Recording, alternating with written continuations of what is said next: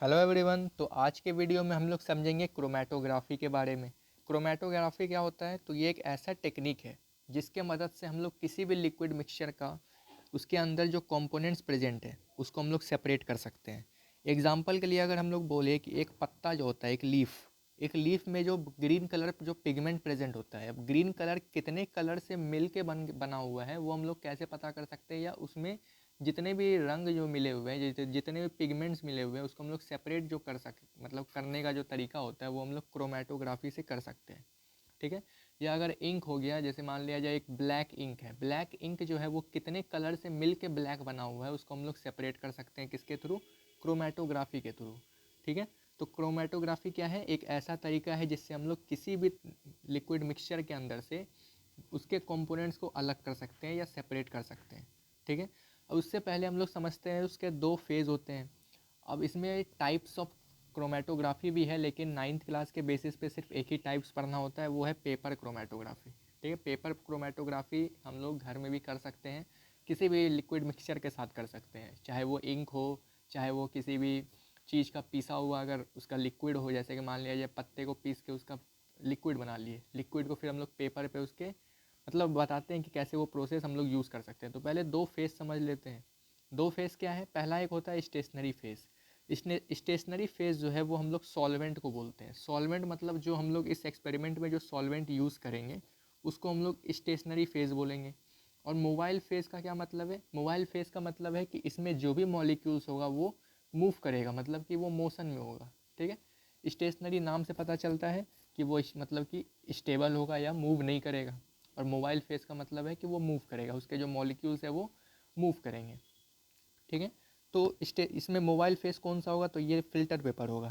अब हम एक्सपेरिमेंट को समझाते हैं कि ये पेपर क्रोमेटोग्राफी हम लोग घर में किसी भी लिक्विड मिक्सचर का जो कंपोनेंट्स उसमें मिला हुआ है उसको कैसे सेपरेट कर सकते हैं। तो इसके लिए हम लोग एक फ़िल्टर पेपर यूज़ करते हैं, वो भी स्पेशल तरीके का फ़िल्टर पेपर आता है। उसमें फ़िल्टर पेपर में हम लोग एक पेपर ले लिए, ये टुकड़ा है पेपर का, इसमें हम लोग एक बेस लाइन बना लेते हैं। ठीक है। बेस लाइन के ऊपर हम लोग एक इंक डाल देते हैं। अब इंक जो है वो चाहे वो दो चार कलर का अगर मिक्सचर है, जैसे मान लिया जाए ब्लू, ग्रीन, रेड, ये सब हम लोग कलर को मिक्स करके एक इंक बना लिए, उस इंक को हम लोग इस बेस लाइन पे एक ड्रॉप डाल दिए। ठीक है। अब जब हम लोग एक ड्रॉप इसको डाल दिए तो थोड़ा इसको सूखने के लिए हम रख देते हैं, मतलब ड्राई हो जाएगा। थोड़ी देर में ये ड्राई हो जाएगा तो फिर हम लोग एक जार लेंगे, जार में थोड़ा सा ही पानी डालेंगे। पानी की जगह हम लोग इथेनॉल भी यूज़ कर सकते हैं, लेकिन ज़्यादातर केसेस में सॉल्वेंट जो है वो हम लोग वाटर यूज़ करते हैं। ठीक है। इसमें हम लोग फ़िल्टर पेपर को डिप करेंगे, और इसके जो कवरिंग है, इसको जार का जो कवरिंग है उसको हम लोग लीड की मदद से या किसी भी ढक्कन की मदद से हम लोग इसको कवर कर देते हैं। क्यों करते हैं? ताकि वाटर जो इसके अंदर सॉल्वेंट जो प्रेजेंट है वो इवापोरेट नहीं होना शुरू हो जाए, इसके लिए। अब हम लोग समझते हैं कि बेस लाइन को हम लोग टच क्यों नहीं कर सकते, क्योंकि इस इंक को इसके अंदर डिज़ोल्व नहीं होने देना है। ठीक है। इसलिए बेस लाइन जो है हम लोग बनाते हैं ताकि सॉल्वेंट का लेयर और जो बेस लाइन है वो आपस में मिल नहीं जाए। तो हम लोग इसके बीच में थोड़ा सा डिस्टेंस रखते हैं।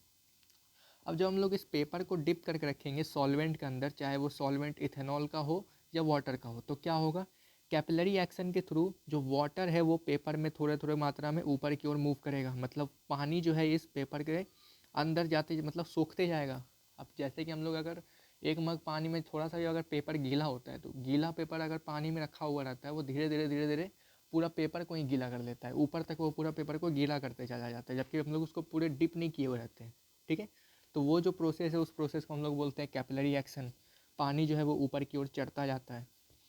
अब जैसे ही ये पानी ऊपर की ओर चढ़ेगा तो यहाँ पे जितने भी इंक, जो भी इंक का मिक्सचर यहाँ पे प्रेजेंट है, जो भी लिक्विड मिक्सचर यहाँ पे प्रेजेंट है, वो उस कैपिलरी एक्शन के थ्रू उसका जो पैचेस है, मतलब इनके अंदर जितने भी कलर्स होंगे या जितने भी पिगमेंट्स होंगे वो सेपरेट होना शुरू हो जाएगा। मतलब कि कुछ इतने हाइट पे जाएगा पानी का लेयर, तो यहाँ पे कोई डिफरेंट कलर नज़र आएगा, फिर इतने हाइट पे कुछ डिफरेंट कलर आएगा, फिर इतने हाइट पे कुछ डिफरेंट कलर। तो हर एक जैसे जैसे पानी का लेयर मान लिया जाए यहाँ तक चला गया पेपर के, पानी का ये लेयर नहीं, पानी का जो कैपिलरी एक्शन के थ्रू जब पेपर जो भीग रहा है, ठीक है, जो गीला हो रहा है, मॉइस्चर जो इसको एब्जॉर्ब कर रहा है, वो जो ऊपर तक जब पहुंचेगा तो इसमें हम लोग देखेंगे बहुत सारा जो भी इंक हम लोग इसके अंदर मिलाए हुए थे मिक्सचर, वो हम लोग को सेपरेट होता हुआ नज़र आएगा। ठीक है। सभी इंक का जो कलर है वो अलग अलग होते हुए नज़र आएगा। ये मान लिया जाए रेड हो जाएगा, ये पर्पल हो जाएगा, ये ऑरेंज हो जाएगा, ये ग्रीन हो जाएगा। इसी तरीके से जितने भी इंक में हम लोग मिक्स किए हुए थे, जो भी इंक हम लोग तैयार किए थे कि डिफरेंट कलर्स को मिक्स करके उसका सेपरेट हम लोग को उसका मतलब प्रॉपर्टीज़ नज़र आना शुरू हो जाएगा। ठीक है, यही था पेपर क्रोमेटोग्राफी। हम लोग इसके अगर पेपर को बाहर निकाल के अगर देखेंगे तो इसमें हम लोग को साफ नज़र आएगा कि जो कलर पिगमेंट था हम लोग इंक यहाँ पे पुट किए हुए थे, पानी के जो कैपिलरी एक्शन के थ्रू जितने भी कलर्स इनके अंदर प्रेजेंट थे वो अलग होते हुए हम लोग को नज़र आएगा। ये हम लोग घर में भी कर सकते हैं, एक नॉर्मल सा पेपर में एक पानी मतलब सॉल्वेंट हम लोग यूज़ करके क्रोमेटोग्राफी का प्रोसेस घर में भी कर सकते हैं। ठीक है, तो पेपर क्रोमेटोग्राफी का यूज़ हम लोग नॉर्मली एक दिखाने के लिए करते हैं कि इसके मदद से हम लोग किसी भी कंपोनेंट्स को अलग कर सकते हैं किसी भी लिक्विड मिक्सचर के अंदर से। अब ये जो है क्रोमेटोग्राफी वो आखिरकार इसका यूज़ कहाँ कहाँ होता है, तो क्रोमेटोग्राफी का यूज़ ज़्यादातर होता है किसी भी फार्मास्यूटिकल एरिया में, इंडस्ट्रीज़ में।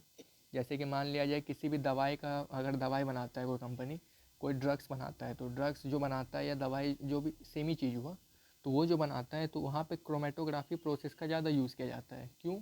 क्योंकि उस ड्रग्स के अंदर कितने कंपोनेंट्स मिले हुए हैं उसको हम लोग सेपरेट कर सके और उनके बारे में अच्छे से समझ सके, तभी हम लोग उस दवाई का मतलब कि उस दवाई को हम लोग बना सकते हैं आगे जा करके। तो क्रोमेटोग्राफी फार्मास्यूटिकल इंडस्ट्री में भी काम आता है, केमिकल्स को अरेंज करने में भी मदद करता है। अगर दूसरा हम लोग इसका यूज़ समझे क्रोमेटोग्राफी, तो वो फूड इंडस्ट्री में भी यूज़ होता है। किसी भी फूड इंडस्ट्रीज़ का अगर हम लोग बात करें तो उसमें जितने भी कंपोनेंट्स या जितने भी इंग्रेडिएंट्स मिलाए जाते हैं वो हम लोग कैसे पता करेंगे या कितने मात्रा में मिलाया हुआ है, तो वो हम लोग क्रोमेटोग्राफी की मदद से हम लोग देख सकते हैं।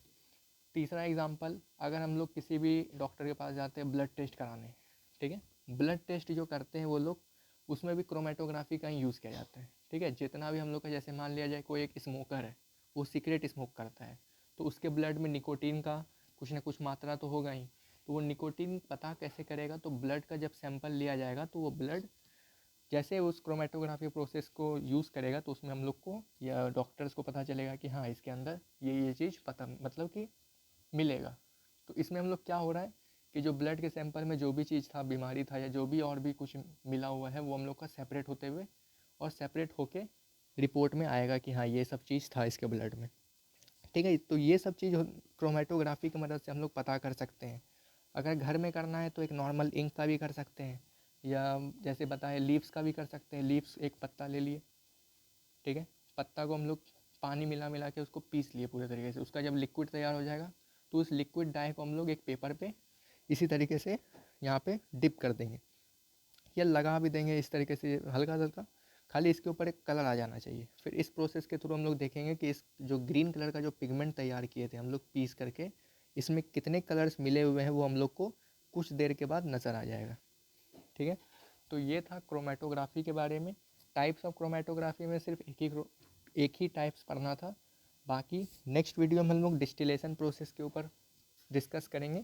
तब तक के लिए थैंक्स फॉर वॉचिंग।